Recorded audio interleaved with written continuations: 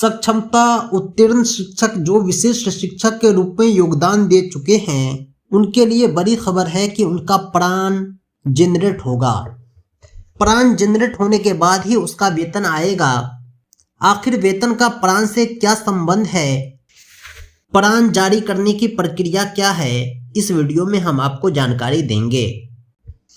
जानकारी के लिए बतला दें कि जनवरी के प्रथम सप्ताह में ही 4000 से अधिक नियोजित शिक्षक विशेष शिक्षक के रूप में योगदान कर चुके हैं। यह भागलपुर बांका की सूचना है। योगदान के साथ ही सभी राजकर्मी बन गए हैं। अब उन्हें वेतन भुगतान के लिए प्राण नंबर मिलेगा।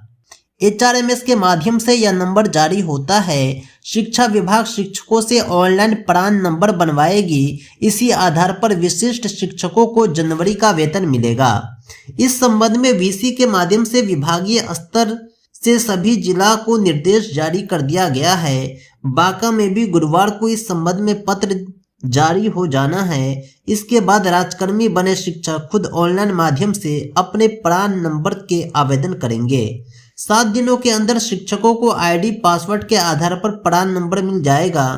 NPS सिस्टम में शामिल सभी सरकारी कर्मियों को प्राण नंबर दिया जाता है। ये जो प्राण नंबर होता है यह केंद्र या राज्य सरकार के कर्मी को नौकरी का एक परमानेंट अकाउंट नंबर जारी किया जाता है। इसका पूरा नाम परमानेंट रिटायरमेंट नंबर होता है। इसे प्राप्त करते ही संबंधित राजकर्मी को उसके वेतन से NPS का लाभ मिलने लगता है। वेतन का एक हिस्सा कट प्राण नंबर में जमा हो जाता है और एक हिस्सा सरकार इसमें हर महीने जमा करती है। इस नंबर के बाद कर्मी को सेवानिवृत्ति के बाद सभी सुविधाएं और पेंशन की राशि प्राप्त होती है। यह 12 अंकों का होता है। यानी ये जो विशिष्ट शिक्षक हैं इन्हें NPS की सुविधा मिल रही है। प्राण नंबर जारी होने के बाद ही इसका वेतन आएगा। यानी वेतन में से जो NPS की कटौती होती है यह प्राण नंबर के बाद ही संभव है। इसीलिए पहली सैलरी में इन्हें थोड़ा वेट करना पड़ेगा। जब प्राण नंबर जारी हो जाएगा तो भविष्य में कभी कोई दिक्कत ना होगी। हर महीने NPS कटौती खुद ब खुद हो जाएगी और ससमय इनका वेतन जारी हो जाएगा।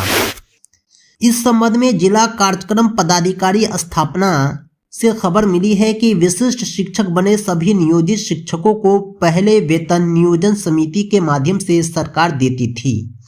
वहां उन्हें EPF की राशि मिलती थी। राजकर्मी बनते ही उनका प्राण नंबर बनेगा ताकि उन्हें NPS की सुविधा मिले। सभी विशिष्ट शिक्षकों के प्राण बनने का सरकार से आदेश प्राप्त हो गया है। इस संबंध में विस्तृत आदेश जिला में गुरुवार को जारी कर दिया जाएगा। प्राण नंबर जारी होने के बाद ही शिक्षकों को जनवरी का वेतन मिलेगा। ये जो प्राण नंबर होता है राजकर्मी के लिए काफ़ी इम्पोर्टेंट होता है जिन्हें NPS की सुविधा मिलती है। ये जो प्राण नंबर है सिर्फ एक ही जिला तक सीमित नहीं है बल्कि विशिष्ट शिक्षकों का राज्य स्तर से जनरेट होगा प्राण नंबर। ये जो विशेष शिक्षकों की समस्या है प्राण नंबर को लेकर के इसमें ज़्यादा घबराने की ज़रूरत नहीं है। ये परमानेंट रिटायरमेंट अकाउंट नंबर राज्य स्तर से ही जनरेट किया जाएगा। इसके लिए DPO स्थापना को जिम्मेदारी दी गई है। सभी शिक्षकों को डॉक्यूमेंट आदि जमा करने का आदेश अलग से दिया गया है।